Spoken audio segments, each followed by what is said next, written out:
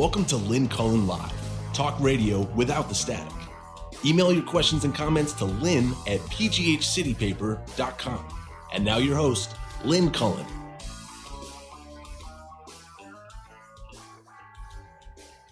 Okie doke. I think I heard something. It was faint. Hi, how you doing? It's February 3rd. It's a Wednesday. I'm telling that to myself. Just trying to get my bearings. Oh my gosh. What are we gonna do if the impeachment is on during my show? Are we gonna have a show? I gotta watch the impeachment, I think. I don't know. I'm just been wondering about that. Okay. Geez, I just read something just right before I heard that tepid beep in my ear. I saw something on Twitter which just, really didn't surprise me, but astonished me. Now, tell me if that's not an absurd remark. Yes, it is. It's not boding well. It reminds me of what I told my brother when I was, I don't know, maybe about 11, maybe even 12. He was teasing me about something about, boys. And I said to him, I'd much rather neck with a boy than make out with him. And that's sort of akin to what I just said about I'm not surprised, I'm astonished. I don't know what I thought. I thought necking seemed, I knew making out was like kissing and stuff. And I thought necking was maybe you just sort of like, I don't know, wrapped your necks around each other or something. It seemed more cuddly. Oh, God. Okay, here's what I saw that just astonished but didn't surprise me. Yoshiro Mori, the Tokyo Olympics Committee president and a former Japanese prime minister, has prompted outrage after he said women talked too much in meetings and should have their speaking time regulated. Oh my God. As any woman will tell you, it is men. It is men who talk in meetings. And when a woman manages to get a word in edgewise, she's usually sort of, shut up pretty quickly. And then a man will say the same thing that she said, and everybody will say, oh, yeah, never thought of that before. God almighty. Unbelievable. Jeez. Oh, God, ladies.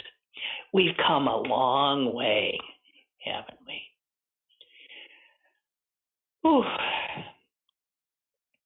So I'm starting to see concern about the Super Bowl being a super spreader, not the actual Super Bowl itself, but the fact that Americans see the Super Bowl as kind of a national holiday, which means you get to drink and eat too much and be with people, right?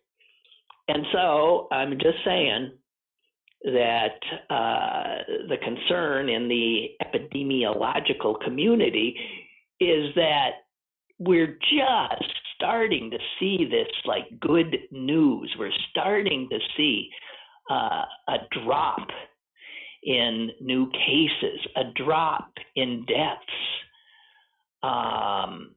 from that horror of January.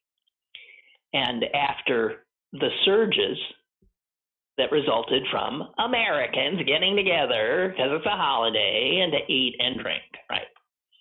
So the concern is that just as we're getting close to, as one epidemiologist put it, turning a corner, that we've got an opportunity here to just double down and build on this, and we might be able to actually make some real progress.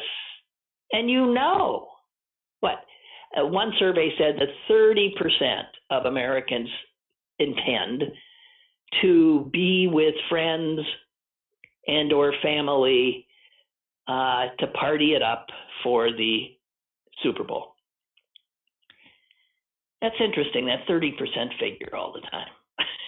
You don't suppose there's some kind of overlap between people who intend to party like it's a really smart thing to do, and people who vote for Donald Trump and Marjorie Taylor Greene and that cohort it's always about a third.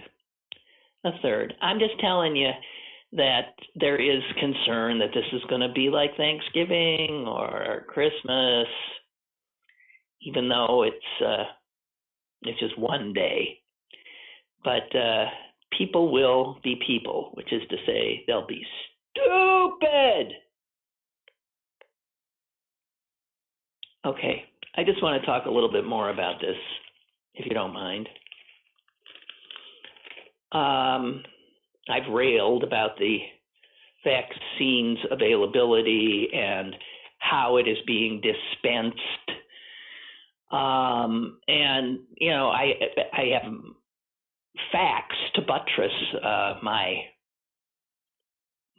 grievance. And the other thing that, makes me angry is that it because it's just being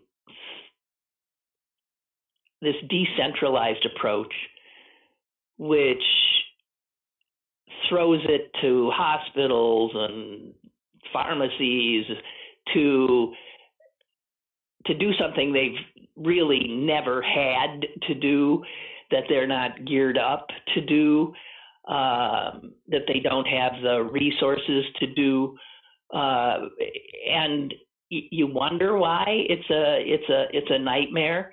The thing is that it's human nature, as usual, that mucks things up.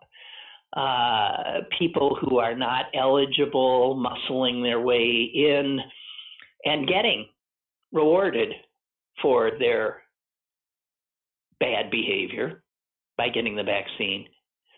Now, when it was first released, the Centers for Disease Control were very clear that healthcare personnel and nursing home residents received the first doses. That made sense. Anyone in their right mind would know that that meant people who are most in danger of exposure. So when they said hospital personnel, they weren't talking about some suit sitting miles away from any clinical setting, some administrator, and all the people around him. They weren't talking about those people. They're not interacting with the sick. But of course, hospitals, most, immediately decided that that meant their people could get the first doses. That is what UPMC did and was unapologetic about it. So that even doctors who have nothing to do with infectious disease, let's say a psychiatrist, a therapist, who are now all working from home, they got the vaccine. When there are all these people who, because they have to work in a service job, are out there all the time exposed.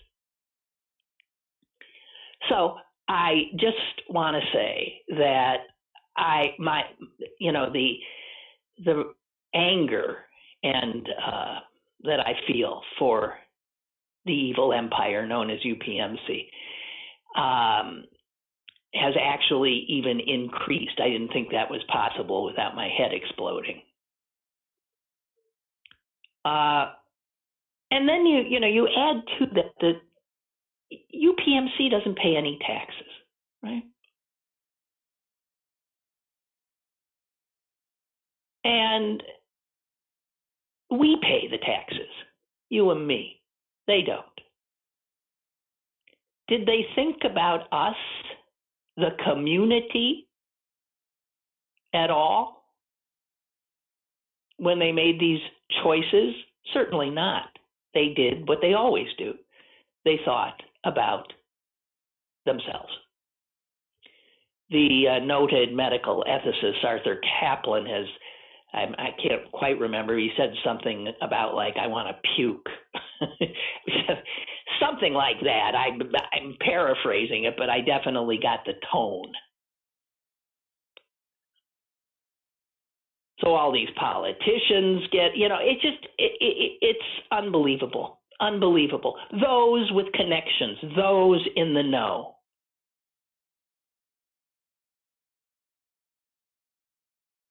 And then we find out that sometimes the hospital said, well, we had some doses that we didn't want to go to waste, and so we gave them to, our second cousins and this, because you wouldn't want to have those things wasted. And my gosh, as one opinion writer wrote, hey, if there were unexpected extras, wouldn't a smart hospital, a hospital given to caring about the community that supports it, have walked those doses to patients in the maybe diabetes clinic or to people in their care with hypertension, or then give it to people in the hospital who don't work for you, okay, who you're supposed to be caring for. Or walk them over to a nursing home nearby or an assisted living facility. God.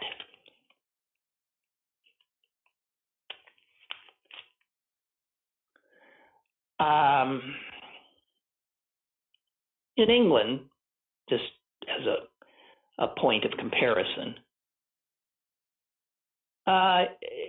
they're not, Brits aren't doing what we're doing, desperately trying to find a place to get an appointment before another desperate person gets it. They're not doing that because that's not how the system works there. They wait, and they are notified when it is their turn to book an appointment. That's the way it works if you have an actual structure in place. They don't have to play elbow your neighbor out of the way. They don't have to, shove some old person to the side and jump in ahead of them. No, they don't have to. They have rules and a system that works. So today's front page of the New York Times talked about in Washington, D.C., for instance, as soon as the city got vaccine, and they said that people 65 and older could have it, and those vaccines were available at hospitals and clinics. A guy named George Jones, who runs a clinic called Bread for the City, which you can sort of tell from its name, is intended to provide services to the poor. It's a health clinic for the poor.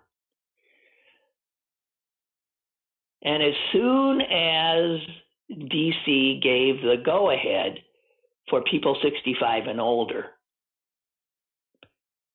I'll quote him, "Suddenly our clinic was full of white people. We'd never seen that before. We serve people who are disproportionately African American. Yeah, but those white people, they got the means, they got the time, they got the transportation, they got the wherewithal, they got fast internet." And I say this because I got my first shot last night. And I got it at Allegheny General Hospital.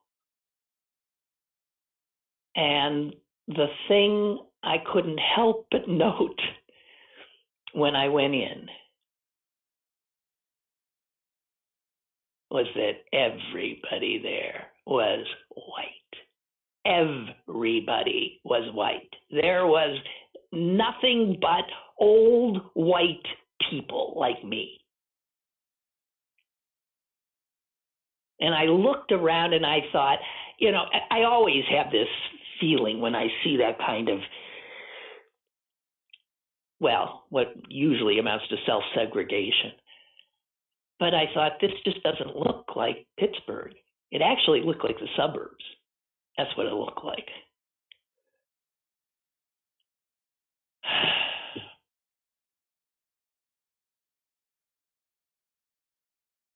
In Philadelphia, a city with a population that is 44% Black, the early data show that Black people represent only 12% of the people who have accessed a vaccination.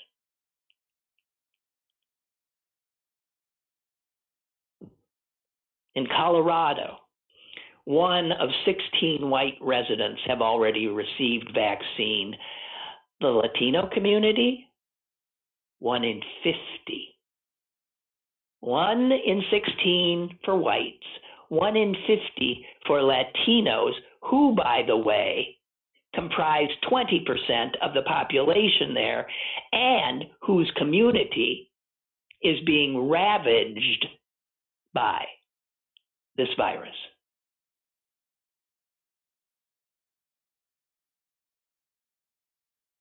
Some cities are trying to remedy this.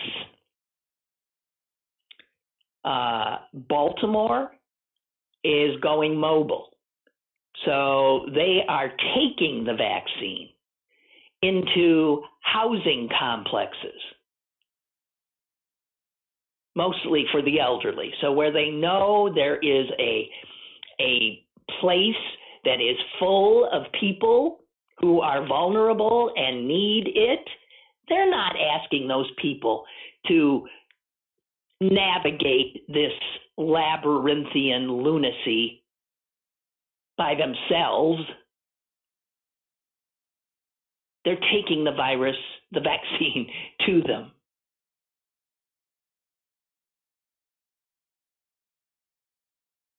And obviously what they say is this is only going to work as long as they have supply.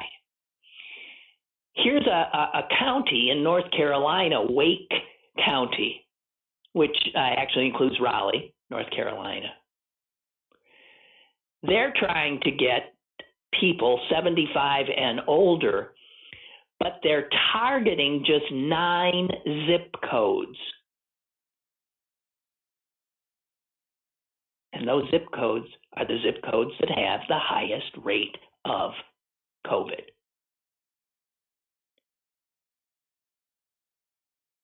And as a county spokeswoman says, we aren't going to prioritize those who simply have faster internet.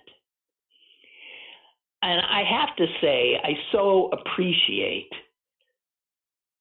that. I don't know that that's happening here, this kind of thing. Washington, D.C., by the way, where the gentleman who runs the Bread for the City healthcare service for the poor and is inundated now with white folks. Washington D.C. has started trying to deal with this.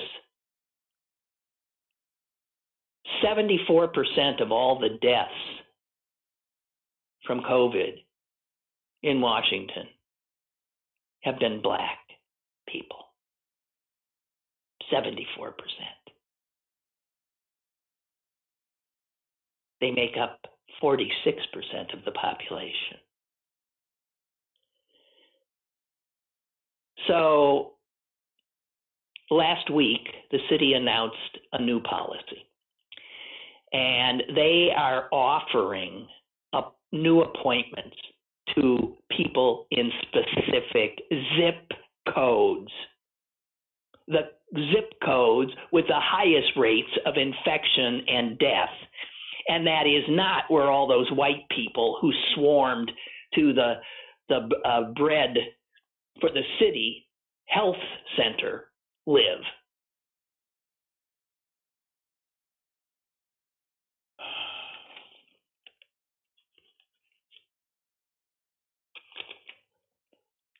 Oh, God. I don't know. I just don't know.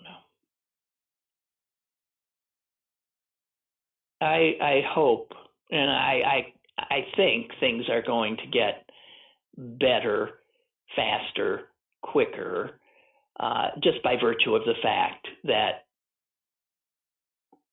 Joe Biden is sitting in the White House. But I am still decidedly unimpressed with what I have personally seen.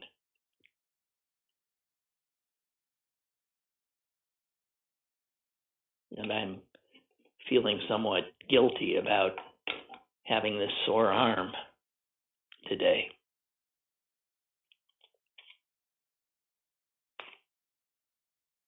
Oh, Lord. So, speaking of the Super Bowl, I saw this in the Washington Post, and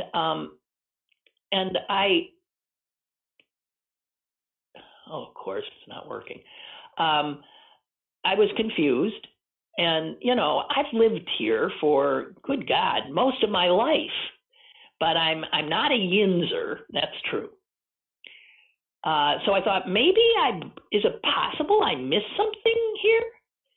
Because the Washington Post had this map in which they put what is eaten for Super Bowl fare in various states, that different states have sort of different menus. And I'm sure this is bull, in general. But so I bit and decided to look. And, sure, you see, wings and stuff. But I checked Pennsylvania, and I don't even know what this is. It says that we in Pennsylvania, for our Super Bowl fare, apparently chow down on something called a Cuban sandwich. What the hell is that? I've never even heard of one. What? Hello? Does anyone, seriously, if any of you know a Cuban sandwich, what the hell it is? I have never encountered one in my life. And I have been to Super Bowl parties, and it's, the usual, football fare. And Cuban sandwiches are not part of that in my experience.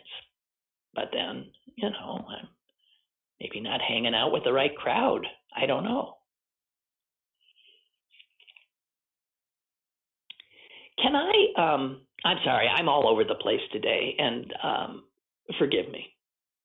That's all I can say. I have this thing I want to share. I think I've been wanting to share it for 12 years or something, and I don't think I've ever said this out loud. Maybe I said it once. But I heard something the other day that just made me feel like I have to say this. Because of think it has to do with Barack Obama. And think of all the things, the books, the articles, the thises, the that's that have been written about this man. I mean, it's just one could not, ingest it all. But I, read a lot, and I have never seen in print what I am about to say about Barack Obama. And it's a thing that annoys me. And it's not his fault. It's just something that would annoy me if it were anybody. And to me, it is so pronounced that I can't believe I'm alone. I've never heard anybody else say it either. When Barack Obama speaks,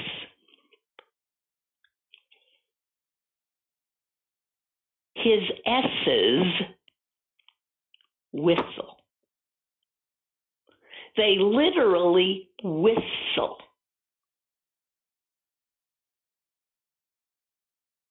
And dang it, I should have, to back me up, almost anything. Just find some audio of Barack Obama with some S's in it. And, S is a pretty prolific little letter. I mean, it makes its way into tons of words and hard to even do a sentence without one. But Obama, when he does the S sound, it whistles. I'm not kidding you. It's a whistle. And it just, it's not quite chalk on a blackboard to me, but it is most it just drives me crazy. Why? Have you ever noticed it? Am I the only? Seriously, I'm wondering about this. Nobody's helping me with Cuban sandwich. Oh, here's a Cuban sandwich. It's pulled pork in sauce, says Susan. Okay, well, that's good fare. I like that. But why would... And Ed says, I like them. And he's got Wikipedia here. But it's different. He says, Cuban sandwich is a variation of a ham and cheese sandwich that likely originated in cafes catering to Cuban workers in Tampa or Key West, in Cuban immigrant communities centered around the cigar industry. Well, why the heck would Pennsylvania have the Cuban sandwich as its... Okay, well, here, this is absurd, because the reality is the whole piece is a bunch of crap. I mean, this is just one of those filler pieces, and for all I know, whoever supposedly reported on it made it all up. The sandwich is made with ham, roasted pork, Swiss cheese, pickles, mustard, and sometimes salami on Cuban bread. Well, I like Susan's better. I just like, pulled pork and a kind of barbecue-y sauce, right? Anyway, the Cuban sandwich, ladies and gentlemen, and if at your super spreader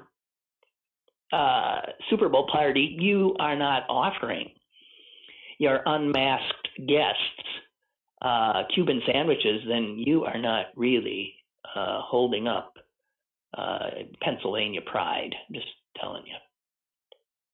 Okay. Well, I got to tell you, I am going to find an audio. It shouldn't be hard to find an audio recording of Barack Obama. But what happened is I happened to hear something he said recently. And oh my God, I swear the whistle's gotten worse. I don't know what it was like. It was like unbelievable.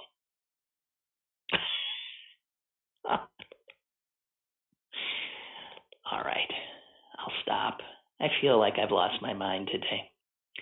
I thought Dana Milbank, or is it Dana? I don't know, had a great piece in hang on, something more about a Cuban sandwich. Well, I'm sure they're good. I'm just saying, why is that a Pennsylvania thing? Cuban sandwich. Yeah, and this one has pork tenderloin. Oh my God, ooh, this does look good. It's a recipe. And it has cumin and oregano and garlic and lime juice and orange juice and pickled chips and a lot of mustard. Okay, thank you. Where was I? Milbank. He did a piece today that I thought really stuck it to Mitch McConnell.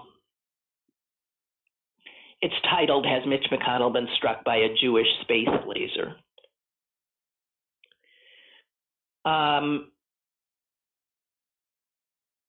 Let me see. I'm not going to read this whole thing to you, but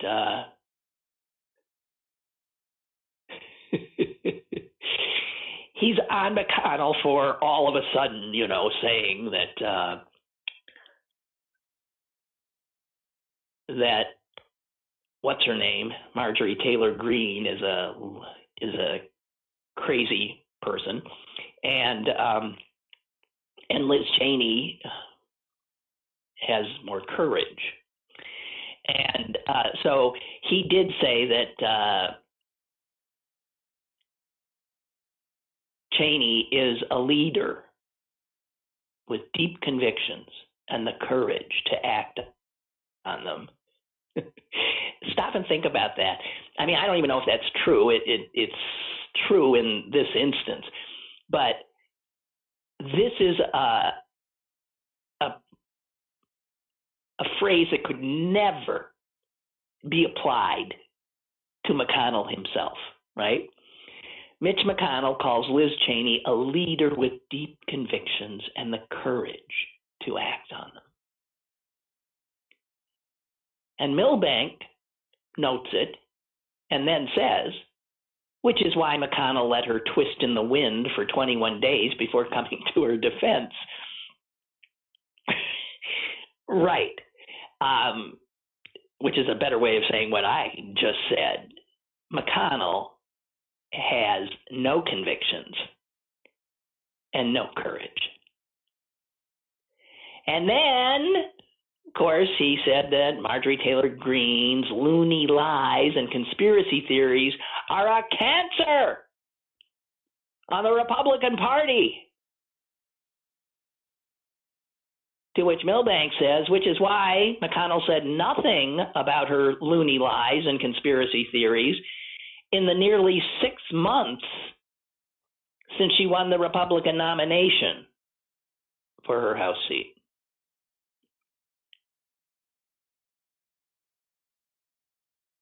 And then there was McConnell, as we know,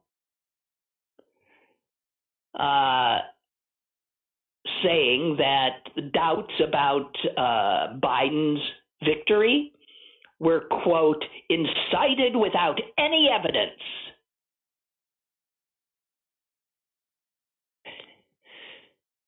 He said that on January 6th. Milbank says, yeah, Meanwhile, of course, he refused to acknowledge Biden's victory for more than a month after the election, as Trump spread lies and his colleagues spread lies about a fraudulent election.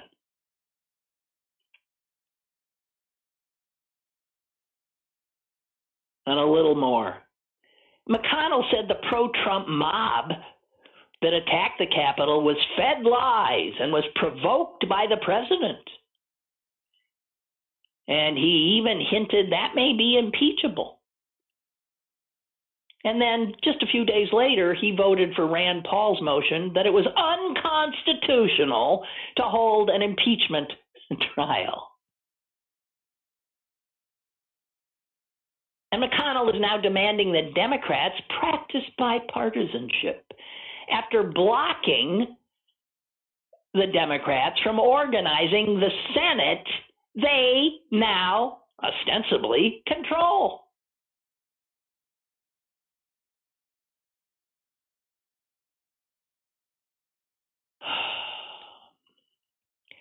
I don't know how any of these people are taken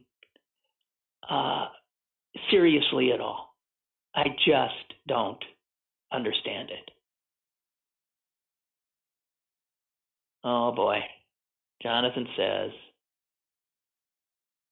also he says the best Cuban sandwich locally is apparently at Kaya, which is, that makes sense because they do Cuban food, which is in the Strip. And Jonathan has found something that was written about Obama and his S's. The headline is, when Obama talks, why do his S's sound like a whistle? Does he have a speech impediment? I think he does, because yeah. Anyway, here's what this says. It stood out to me because I struggled with it myself after overcoming stuttering and mumbling, writes a guy named David Rader. The mumbling and stuttering was almost entirely psychological, while the whistling can form over time as teeth shift. I wondered if it had to do with teeth. Yeah. The whistle sound during the S comes from a stream of air across the tips of the teeth. It can form so gradually as the teeth shift, someone may be whistling for some time before they noticed it themselves. I love Obama, and maybe that's why, and the reporters did too, and maybe that's why it was never really publicized. Or maybe even partisan papers have had a little humanity in the past and don't want to write a front page article about someone's speech impediment. Well, I guess I'm the jerk who did say something publicly. I noticed in the early years of his presidency, his whistle subsided to practical nothingness. I imagine he received a little coaching, but he was probably strong-willed and self-conscious enough to fix it on his own. Well, I got news for you. I think what I heard was recent. So the whistle's back. I mean, God, I wish I could find what I heard. I don't think he can help it. I mean, it just whistles. Just saying. But thank you for that. I'm not totally alone. More on Cuban sandwiches. Chuck writes, I certainly know a lot about Cuban sandwiches, but I've never known them to be common fare for Super Bowl parties. Well, I really think, Chuck, that the Washington Post reporter just friggin' made it up. And contrary to your earlier report, it is not pulled pork. Okay, yeah, I'm looking at a picture that somebody else sent me, and it's not pulled pork. It is ham, pickles, pork, Swiss, and mustard, typically. The best I've ever had were in Miami. Well, Ed, let's see what you have to say. According to my physical therapist, okay, who is from Cuba, this is the best Cuban sandwich he has ever eaten outside Cuba. And it's at the B&M restaurant in Heidelberg. Okay. They call it the Kickin' Cuban. Our signature chipotle braised pork shoulder ham off the bone, brick cheese, truck pickles, and remoulade on grilled ciabatta. You know, stop and think about what I just said or read. It's America. There's America. Do you realize that recipe, that list of ingredients, has Italian, French,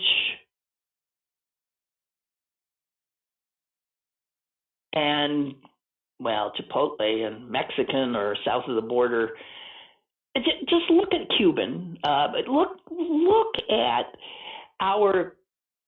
the mix, what immigration has done for this country. It has given us this incredible cornucopia of foods, wonderful foods from all over the world that people have brought here and introduced us to.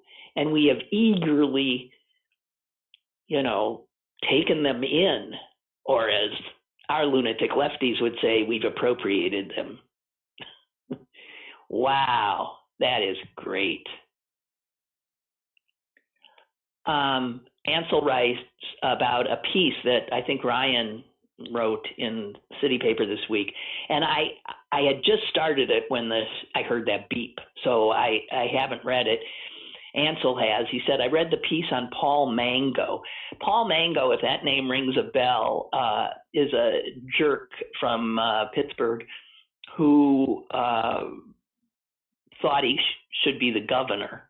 And I can't remember what year, but he threw his hat in the ring as a Republican and didn't make it.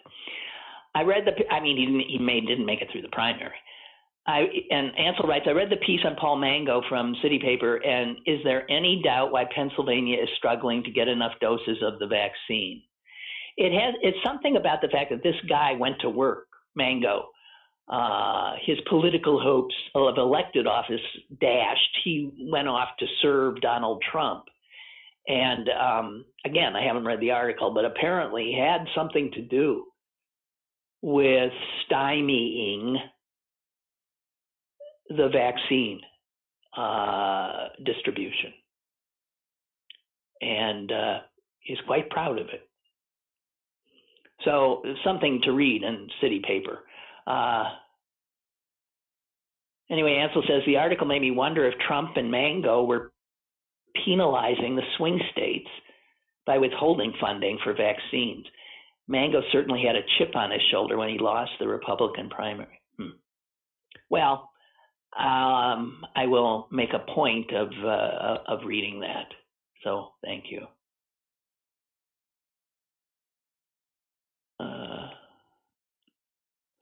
Beth writes, in reading Milbank's piece, we thought Mitch's turnaround was due to an invitation by Dick Cheney to go hunting with him. You know what? I read that Dick Cheney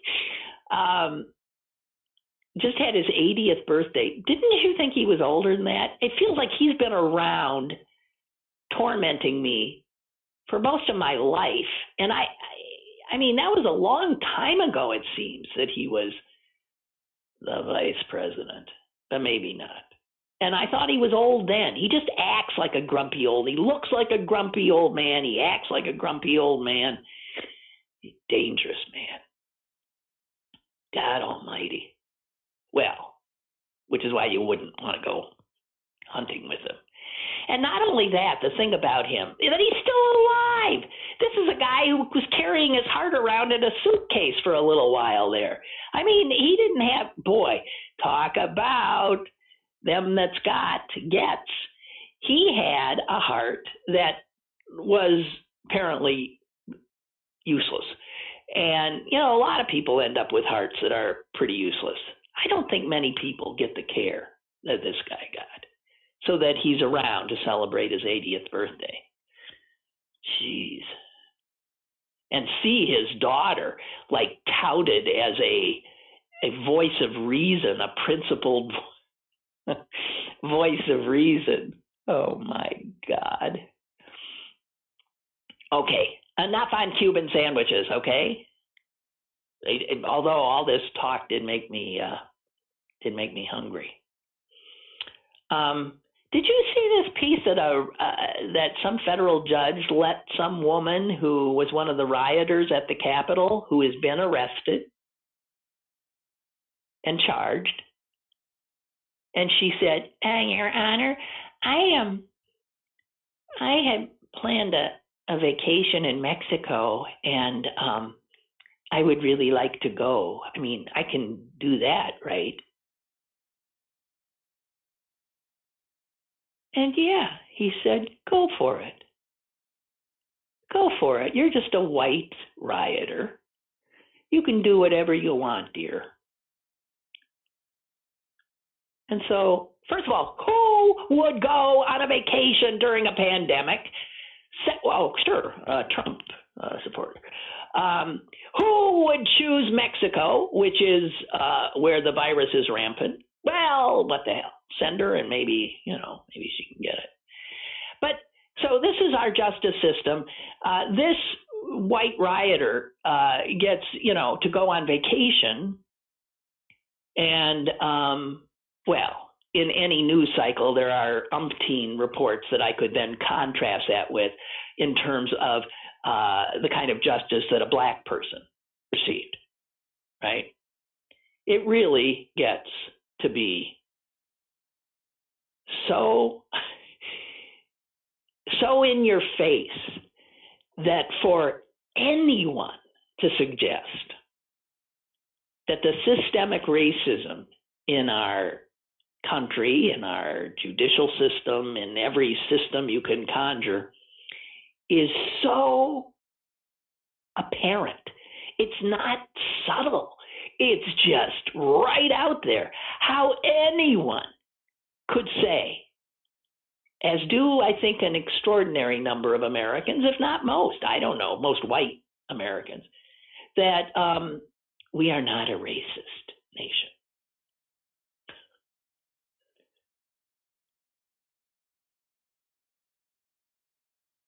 What?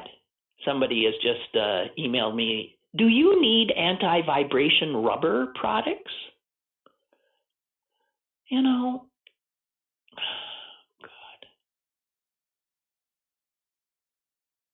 Oh, God. Okay, so where am I? What am I doing? And also speaking of justice, did you, loosely, did you see that one of Trump's lawyers, this Lynn Wood guy, who was promoting some of the most absurd theories of voter fraud, is now under investigation? I love it. By none other than the Georgia Secretary of State's office. He is, more than anybody, was trying to whip people up into believing that somehow the vote in Georgia was, of course, fraudulent. And as we know, the Republican Secretary of State stood up to the president's attempts to shake him down for all the stood up and now I love it. I love it. The Georgia Secretary of State has launched an investigation, and the investigation is about whether this jerk attorney Wood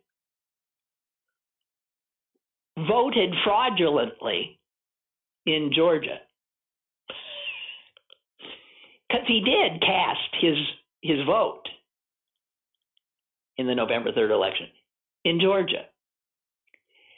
And the Georgia Secretary of State says that they've launched this investigation because Wood has confirmed that he moved to South Carolina last year. So, yeah, just add it to the you can't make it up stuff. Good God. Incredible.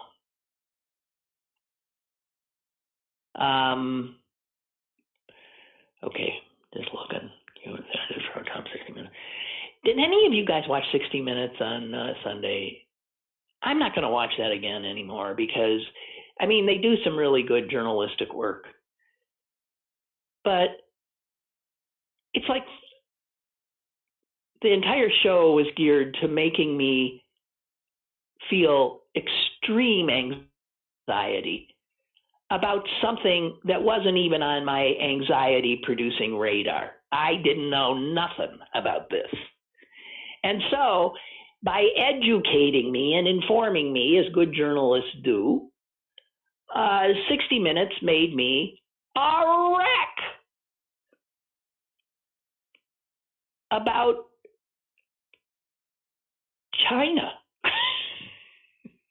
and what they're doing and how they're so far out ahead of us that, I mean, the reality is, just to sum it up if you haven't seen it, that the Chinese government has been very, very insistent on, for years and years and years, acquiring your health data, my health data. They have it. You got to figure they already have it. They've done it legally and illegally. They've done it through hacking.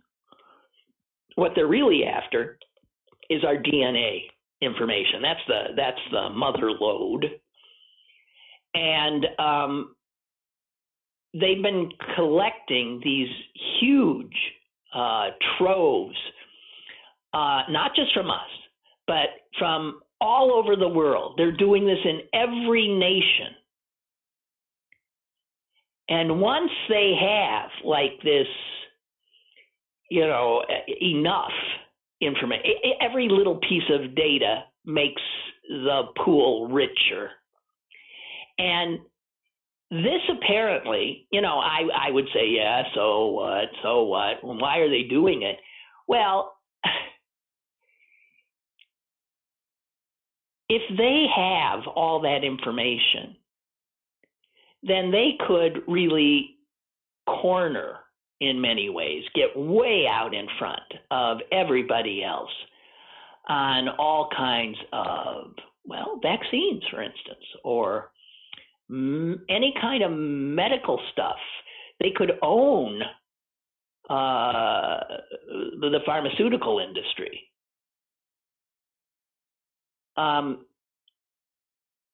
One of the things they said is that, remember when, about a year ago now, more than a year ago, when that first outbreak in Washington State at a nursing home there got our attention.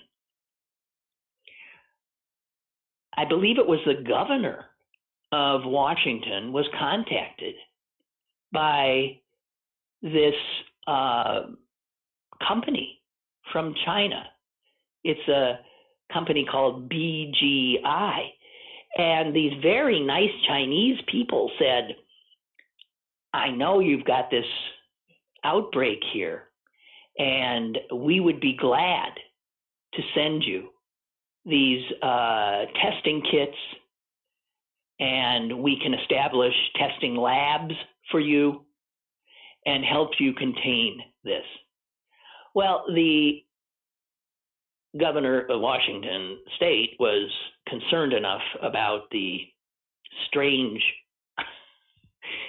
kind, neighborly offer of this company that he contacted the government.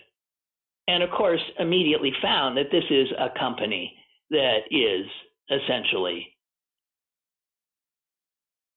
the Chinese government. Meanwhile, this was not the only elected official that they were offering these nice gifts to. It's Trojan horse stuff. They were doing it all over the world as countries scrambled. And so that's one of the ways now they have gotten just tons of this genomic data from populations all over the globe. And that, guys, is how new medical discoveries are made, cures. The commercial value alone of cures and discoveries is huge. And we know that China's way ahead of everybody in using artificial intelligence. They also want to be way ahead of everybody in their medical industries.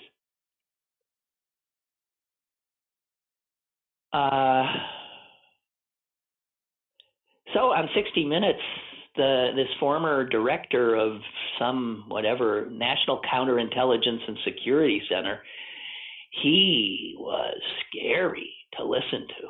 I mean, really scary. I stopped watching because I thought, I am getting I don't need any more anxiety.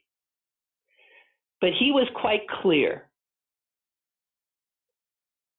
that China has absolutely obtained your personal medical and genetic data. He went on to say that 5 or 6 healthcare companies in this country in the last 5 years have been either hacked or penetrated by the Chinese. And current estimates are that 80% of American adults have had all their personally identifiable information stolen by the Communist Party of China. And they're playing the long game. They're going to get way out ahead of our biotech industry, which of course then leaves us dependent on the Chinese for innovation and drug development.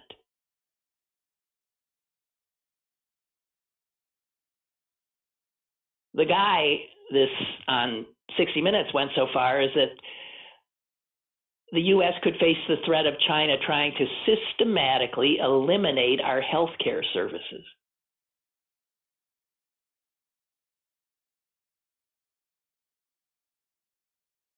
I'm telling you, this was scary.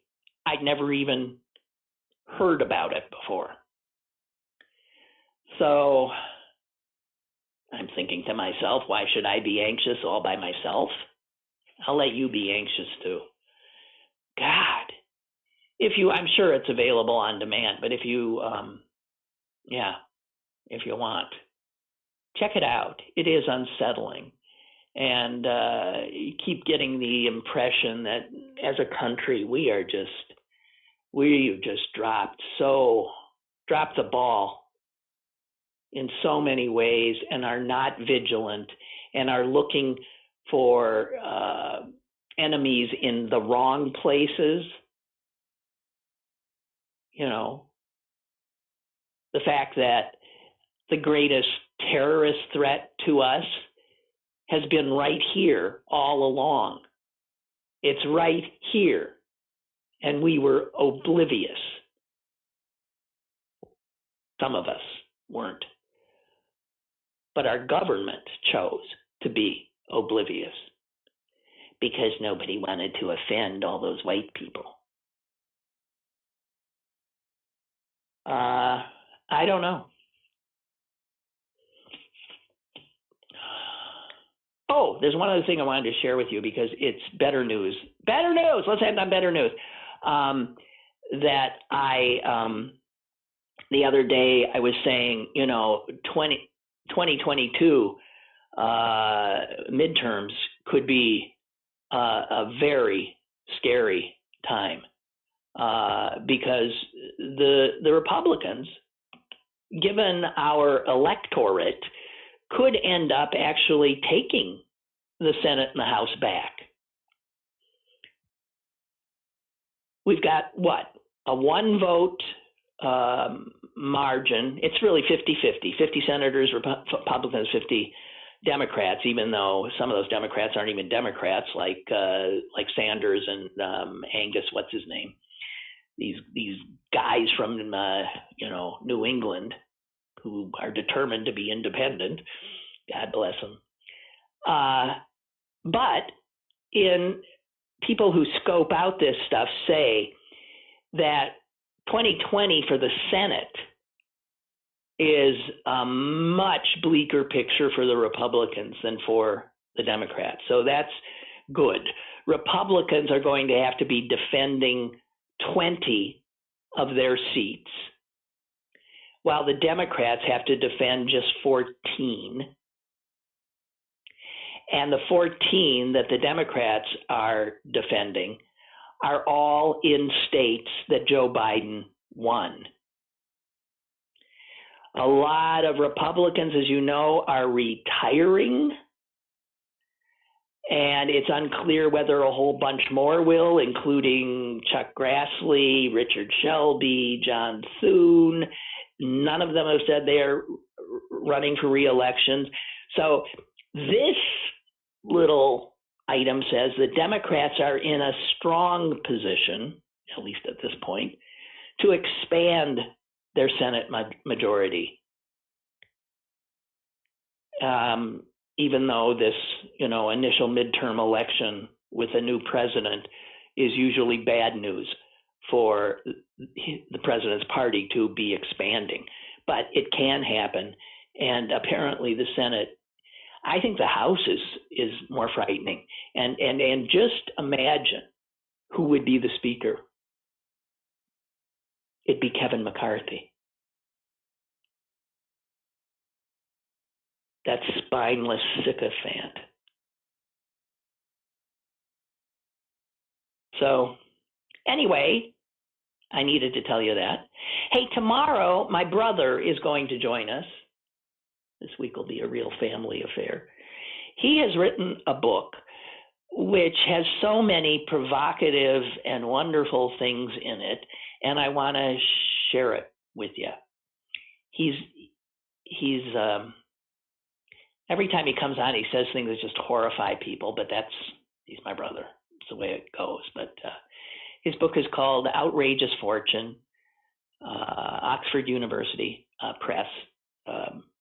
His books are always put out by these, Harvard and Oxford. Harvard and Oxford, they're the ones who are always publishing because his stuff is very intellectual. And I often have trouble reading it because it demands of my brain more than my brain wants to give. Not that it's incapable, but it's gotten lazy. Anyone who's got a brain that's itching to be provoked and or exercised would do well to read my brother's books. Okay. Anyway, so he'll be by tomorrow, and it's about us. It's about human nature. It's about luck and how we view luck. It's about, faith. But he comes at it in so many strange ways that, if you want to be challenged, tune in tomorrow. I think it'll be a good one. Okay? And meanwhile, I got to go back and read the next few chapters. Okay. Enjoy the sun. It's out. Now I'm going to go walk on a treadmill. Bye.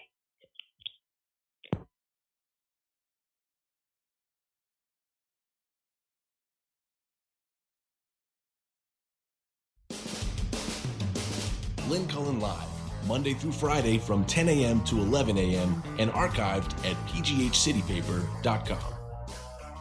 The opinions expressed on Lynn Cullen Live are those of the host and do not necessarily reflect the viewpoints of Pittsburgh City Paper or its advertisers.